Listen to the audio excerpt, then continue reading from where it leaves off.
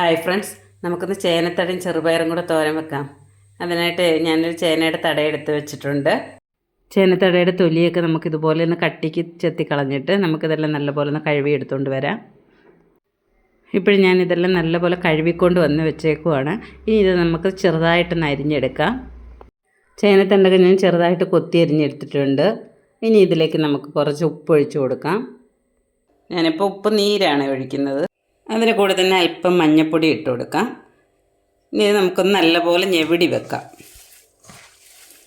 ഈ ചേന ചൊറിയുമെന്ന് വെച്ചുകൊണ്ട് ചേനത്തണ്ട് ചൊറിയത്തില്ല, അങ്ങനെ പേടിക്കണ്ട കേട്ടോ. ഉപ്പുനീരും മഞ്ഞൾപ്പൊടിയൊക്കെ ഇട്ട് ഒന്ന് ഞെവിടി എടുത്ത് വെച്ചേക്കുവാണ്. ഇത് നമുക്കിനി ഒരു 5 മിനിറ്റ് ഒന്ന് അടച്ചു വെക്കാം. ആ സമയം കൊണ്ട് നമുക്ക് അരപ്പൊക്കെ തയ്യാറാം.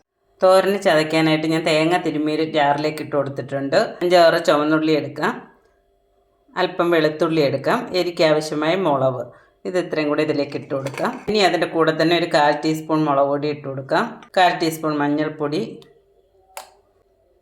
അല്പം ജീരകം, കുറച്ച് കറിവേപ്പില, ഇതെല്ലാം കൂടെ ഒന്ന് ചതച്ചുകൊണ്ട് വരാം. നമ്മൾ തോരനൊക്കെ ചതച്ചെടുക്കത്തില്ലേ, അതേപോലെ തന്നെ ഒന്ന് ചതച്ചെടുത്തുകൊണ്ട് വരാം. തോരനുള്ള അരപ്പൊക്കെ ഒന്ന് ചതച്ചെടുത്തുകൊണ്ട് വന്നിട്ടുണ്ട്. നമ്മുടെ ചേനത്തടയൊക്കെ ഈ സമയം ആയപ്പോഴേക്കും ആ ഉപ്പൊക്കെ ഇട്ട് കൊടുത്തപ്പോഴേ നല്ലപോലെ വെള്ളം ഇറങ്ങിയിട്ടുണ്ട്. അത് നമുക്ക് പിഴിഞ്ഞ് കളയണം. ഇത് പിഴിഞ്ഞ് കളയുന്നത് എന്താണെന്ന് വെച്ചാൽ, അല്ലെങ്കിൽ ഭയങ്കര കൊഴുപ്പായിരിക്കും തോരൻ വെക്കുമ്പോൾ. അതല്ലെങ്കിൽ ചിലരാണെങ്കിൽ ഇത് കഴുകി എടുക്കാറുമുണ്ട്, കഴുകി ഇങ്ങനെ പിഴിഞ്ഞെടുക്കാറുമുണ്ട്. പക്ഷേ അതിനെക്കാട്ടി നല്ലത് ഇങ്ങനെ പിഴിഞ്ഞെടുക്കുന്നതാണ്. കണ്ടില്ലേ, എണ്ണ കൂട്ട് നല്ല കൊഴുത്ത വെള്ളമാണ് അതിൻ്റെ വരുന്നത്. ഇപ്പോഴും കണ്ടില്ലേ, ആ ചേനത്തട ഇത്രയും ഒന്ന് പിഴിഞ്ഞെടുത്തപ്പോഴേക്കും ഇത്രയും വെള്ളം ഉണ്ടായിരുന്നു. അത് നമുക്ക് കളഞ്ഞിട്ട് പിഴിഞ്ഞ് വെച്ചേക്കുന്ന ചേനത്തട നമുക്ക് ആ പാത്രത്തിലേക്ക് തന്നെ ഇട്ട് കൊടുക്കാം. അതിൻ്റെ കൂടെ തന്നെ ചതച്ച് വെച്ചേക്കുന്ന അരപ്പും കൂടെ ഇട്ട് കൊടുക്കാം. അപ്പോൾ ചേനത്തട തോരൻ വെക്കാനായിട്ട് ഞാനൊരു ചട്ടി അടപ്പയിലേക്ക് വെച്ചിട്ടുണ്ട്. അതിലേക്ക് നമുക്ക് കുറച്ച് വെളിച്ചെണ്ണ ഒഴിച്ച് കൊടുക്കാം. വെളിച്ചെണ്ണയൊക്കെ ഒന്ന് ചൂടായി വരുന്നതിലേക്ക് കടുക് ഇട്ട് കൊടുക്കാം. അപ്പോൾ കടുവൊക്കെ പൊട്ടി തുടങ്ങിയതിലേക്ക് 2 വറ്റൽമുളക് ഇട്ട് കൊടുക്കാം. വറ്റൽമുളകൊക്കെ ഒന്ന് മൂത്ത് വന്ന് അതിലേക്ക് കറിവേപ്പില കൂടി ഇട്ട് കൊടുക്കാം. ഇനി അതിലേക്ക് നമ്മൾ എടുത്ത് വെച്ചേക്കുന്ന ചേനത്തടയും ആ അരപ്പും കൂടെ അതിലേക്ക് ഇട്ട് കൊടുക്കാം. ചേനത്തട നമ്മൾ ഉപ്പിട്ട് ഞെവിടിയത് കൊണ്ട് ഉപ്പ് കാണും, അതുകൊണ്ട് ചെറുതായിട്ടൊരു അരപ്പിനൊക്കെ വേണ്ടിയിട്ടൊരു അല്പം ഉപ്പും കൂടി ഒഴിച്ചു കൊടുക്കുക. ഈ ഒരു സമയത്ത് നമ്മൾ വേവിച്ച് വെച്ചേക്കുന്ന പയർ കൂടി അതിലേക്ക് ഇട്ട് കൊടുക്കാം.